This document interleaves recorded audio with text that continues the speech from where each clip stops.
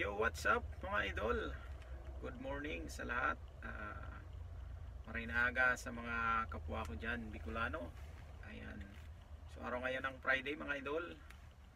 So happy Halloween sa ating lahat. Sa mga kababayan ko dyan sa Pilipinas, happy Halloween sa inyo. Sa mga followers ko, happy Halloween mga idol. Ayan. May gusto lang akong i-share sa ngayon na hiring for bus driver.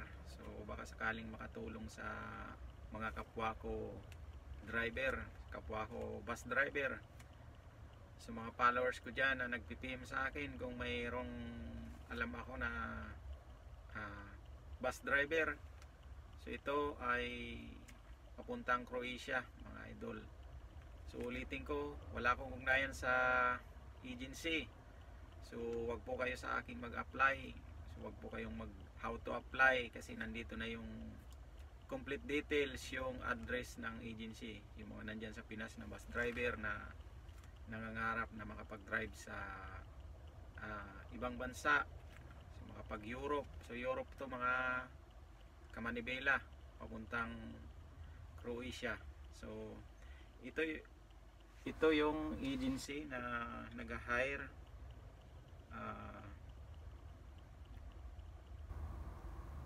Ano ba to? Ito yung agency na nag-hire mga idol. Premier Global Recruitment Agency. So ang address nila ay nasa Puyat Avenue sa Makati. So ito yung agency mga idol. Nandyan na lahat, yung address nila, yung pangalan ng complete pangalan ng ng agency. So pwede niyo puntahan. So wag niyo po kayo magtanong sa akin, mas maganda pumunta kayo sa agency. Yung ba may magtanong na naman diyan na may age limit. So hindi ko masasagot 'yan mga idol. Pumunta kayo sa agency para sila mismo yung makasagot sa tanong nyo. So lahat ng katanungan nyo, agency lang yung makakasagot sa inyo, hindi po ako.